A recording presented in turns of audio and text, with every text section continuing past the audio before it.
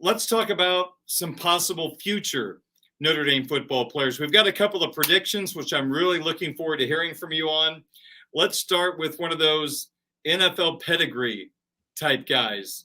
Ivan Taylor, whose dad was a great player for the Pittsburgh Steelers. You have a prediction to tell us about. Yeah, Notre Dame does really well, Darren, with these former NFL guys and their sons. They just understand life after football because they're done playing in the NFL. And yeah, of course, most of these guys have generational wealth now, but they still need to do something after football, you know? So I think they just really understand that and the academic side of things, and how important the degree is. So Notre Dame looking very good for Ivan Taylor. He's down in the Orlando area, listed at 5'11", 163 pounds, safety prospect, ranked as a top 100 recruit, number 96 overall player nationally, number 8 safety. Darren, we actually saw him work out pretty exclusively at cornerback during the Notre Dame Irish Invasion camp back in early June, and he looked fantastic at corner. Notre Dame's recruiting him more as a safety, but he can do both. I remember talking to a Notre Dame source after that camp, and the feeling was that Taylor put on one of the strongest performances the Notre Dame staff had seen at a camp in years at that defensive back position. So, an outstanding player. And I'm hoping to see him this fall. Darren would really not only enjoy the trip down to the Sunshine State, but just to see him in person again. Because again, saw him at the Irish Invasion, thought he looked really good. And in terms of his recruitment, I mean, he's got some big time offers. Like this is definitely a big time player. Florida State, Alabama, Penn State, Tennessee, USC, Miami, Wisconsin, just a few of the schools on his offer list. But my Notre Dame sources are buzzing about where the Fighting Irish stand for him right now. Just feel like he is a Notre Dame type kid, and that the Irish will end up winning this recruitment. Don't know when exactly Notre Dame would be able to win this one, but again, the feeling is that the Irish will be able to pull it off, and again, it would be huge for Notre Dame. Mike, for a radio audience, what are his measurables? About 5'11", 165-ish. Okay. Darren. All right. Very good. So not the biggest dude, but he can play. And again, Notre Dame's really fired up about this young man. Okay, so we'll keep an eye on Ivan Taylor down in Florida. Let's move to another prediction. Mark Zachary is up next.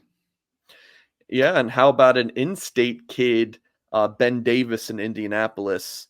The last kid I believe Notre Dame recruited, or at least was in the mix for from this school, was Dalen Carnell, a defensive back, and that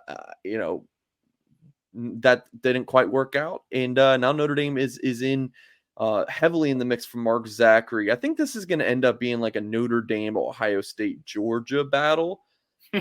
That's pretty good competition there. Yeah, right. 6 foot right now. He's listed at 155 pounds. He's long and lean right now. He's just starting his junior year. He had an outstanding game this past Friday too at receiver. Actually playing against Notre Dame cornerback commit Carson Hobbs' team. And Zachary had a really outstanding game there on both sides of the ball. Number 171 overall player, number 19 cornerback in both Ivan Taylor and Mark Zachary in the 2025 class. So these are just juniors in high school. Zachary has been to Notre Dame, I believe, on 3 different occasions. Twice in the summer, I believe. Yeah, June 12th. And then at the end of July, Taylor also visited twice this summer for the Irish Invasion, and then at the end of July for the little grill and chill. So Zachary also got to visit for the Clemson game last year, Darren. When Notre Dame has like Clemson comes to town, let's say they host like 50 recruits on campus, maybe only like 30 of them or 25, 30 of them either are committed to Notre Dame or have offers from the Irish.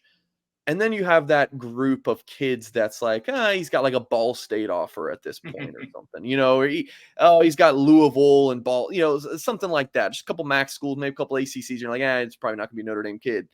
And then, they end up being Mark Zachary.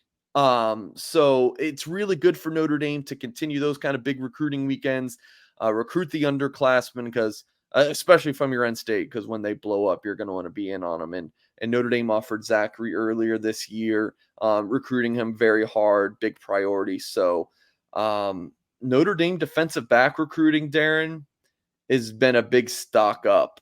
The safety position, yeah, maybe you haven't landed the big time guys like you would have hoped. Let some guys slip through your fingertips, but just overall defensive back recruiting in general, it's in a much better place in the both corner and safety spots, and it's been in years past. He's very physical at the line of scrimmage. Watching the video, for those of you on the radio, Mike has a video going right now on the YouTube channel, and I love how physical he is at the line of scrimmage. Man, showing great hands as a wide receiver. Very interesting player. Look, Notre Dame in recruiting its backyard, it's tough because there's not many big time players in your backyard. Yep. So when you do get these Chicago and these Indianapolis kids, you just can't let them get away. Notre Dame has to be a national recruiting school, in part, yeah, because it can be, but also because it kind of has to be. So when you do get these opportunities to recruit kids within a 2.5 hour radius or so, you got to land them. This is a kid. I don't like saying must get, because if Notre Dame doesn't land Mark Zachary, is the program going to fall apart? No. So I don't love that term, but you got to get this kid, right? I mean, you got to go get Mark Zachary. Hey, since we're on the subject of cornerbacks, could I get your impressions of what's been happening at corner? I mean, you think about the four corners the Irish have going into this year. I think everybody is extremely high on Morrison and Hart, and Mickey looks good, and Christian Gray has just looked fantastic. I had an analyst tell me that going back the last 10 years or so, many of those years, Christian Gray would start as a freshman at cornerback, but not this year with Hart and with Morrison. But with the way they're recruiting the position and the way they're developing, it's got to be near the top of the list right now in this coaching staff for truly getting the job done in all areas.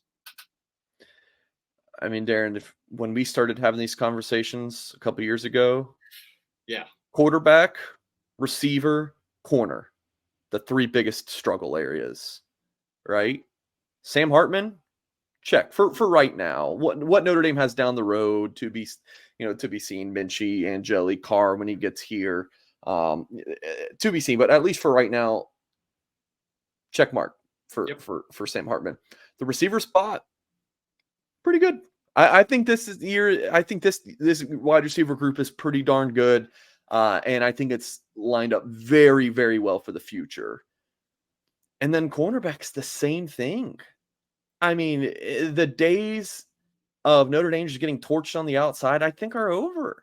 I do. I think with Cam Hart and Ben Morrison, you have a great little duo there at the top. Thomas Harper and Clarence Lewis. Remember, Clarence Lewis, people want to dog on him. He played a lot of football.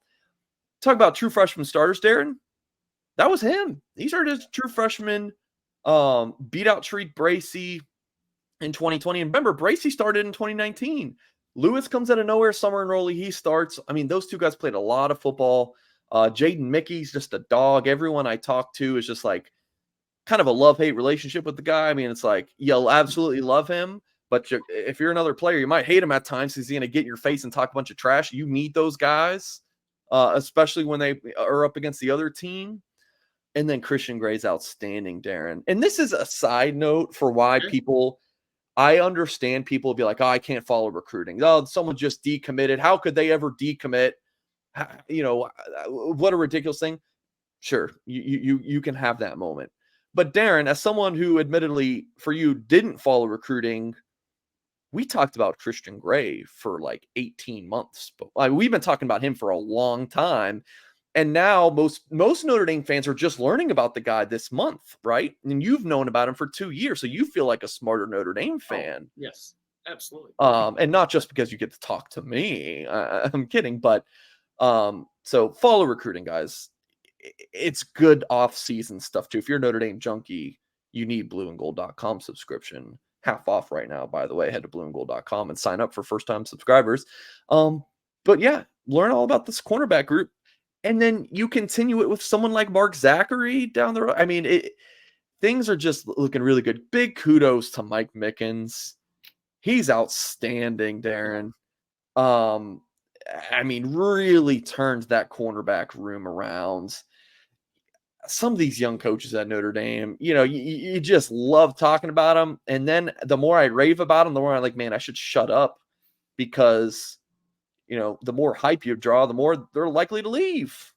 Not that, Mike Mickens is going to get another promotion because I'm talking about him, but you guys kind of get what I'm saying. Like, Yeah. I think his days at Notre Dame might be numbered because he could be getting a DC position somewhere. Like, the guy is just a big time recruiter for Notre Dame.